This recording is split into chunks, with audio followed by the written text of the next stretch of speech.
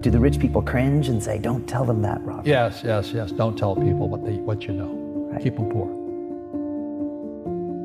So my father was the head of education, PhD, all that stuff. I go home and ask him, said, why don't we learn about money in school?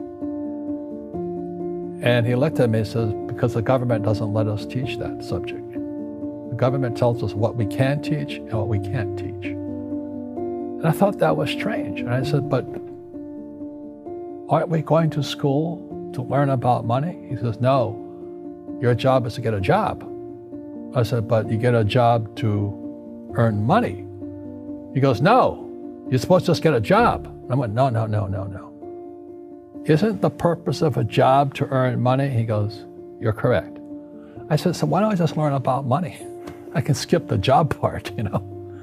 And he got flustered and he said, if you want to learn about money, why don't you ask your best friend's father about money? And I said, why? That's Mike. So I asked him. He says, because Mike's father is an entrepreneur. And I said, what are you? He says, I'm an employee. I'm a government employee. I went, oh, what's the difference? He says, the difference is an entrepreneur must know about money, or they're no longer entrepreneurs. And he says an employee doesn't have to know anything about money, because the government will take care of them, the company will take care of them. So I'm all confused. But I took my dad's advice and I trundled over to Mike's father's office and knocked on his door and I said, hey, I'm here, 9 years old. Teach me about money. He says, beat it, kid, you know. But that's where the story of Rich Dad, Poor Dad started. And finally, through persistence, my rich dad started teaching me about money on one condition. And that condition was he would never pay me. He says, the moment I pay you, you think like an employee. He says, that's the trap. Entrepreneurs work for free. And now I'm 9 years old, my head's cracking in half. He says, you never want a paycheck. You understand that, kid? I said, okay, I got it. And he says, well, how do I make money? He says, that's what entrepreneurs figure out. It's like, so how do I learn about money? So he would just break out a Monopoly game board. So I would work for free. I'd pick up cigarette butts, and he had hotels and restaurants, and I would clean and do menial tasks. And as I got older, I started getting into office work and marketing and accounting, and I was an apprentice basically, but I always worked for free. And he would teach me about money, but the way he taught me about money was playing Monopoly. And finally one day I got upset. I said, well, when are you going to teach me about money? He says, what do you think we're doing? We're playing Monopoly. He goes, no. What do you think we're doing? We're playing Monopoly. He says, what do you think we're doing? So I don't know. I'm teaching you about money. And then that's when, you have one greenhouse. He says, there's many formulas for great success in money. There's thousands of them, but one of the best ones is found on the game of Monopoly. It still is today. 4 greenhouses, 1 red hotel. I said, what? He says, one of the greatest ways to acquire great wealth is playing Monopoly in real life. 4 greenhouses, 1 red hotel. Well, is that all there is? He goes, that's it. And he says, what do you think I'm doing? And I went, I don't know. So then he took me out and he showed me his greenhouses. And 10 years later, when I was 19, I was now in school in New York, and I come back to Hawaii, and Rich Dad had bought the biggest piece of land smack dab in the middle of Waikiki Beach. And when you go to Waikiki Beach today, you'll see the Hyatt Regency Hotel. That was his hotel. Just like the game of Monopoly. Just like the game of Monopoly. Acquired assets and they became bigger assets. He just kept what's called an assemblage, because that property wasn't that big at that time. So he had to buy out all the small guys.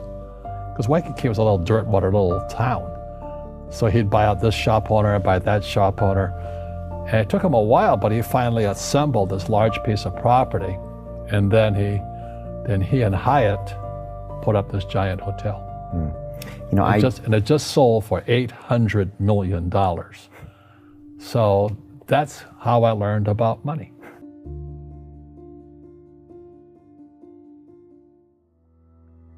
I've had financial crashes. I've had people stab me in the back, but they're all good because I grow from it. That's spirituality. Right. You know, people who are afraid of making mistakes, like they teach in school, they don't ever grow. Because spirituality is there's good and there's bad, there's right and there's wrong, there's up and there's down. Most people only want to be right, they only want to be positive. Well, you can't have that. That's not reality.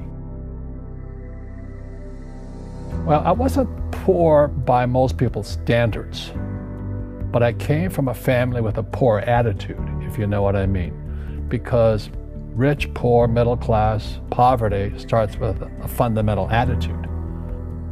Poverty is passed on. It's taught in your families. And middle class is taught in families.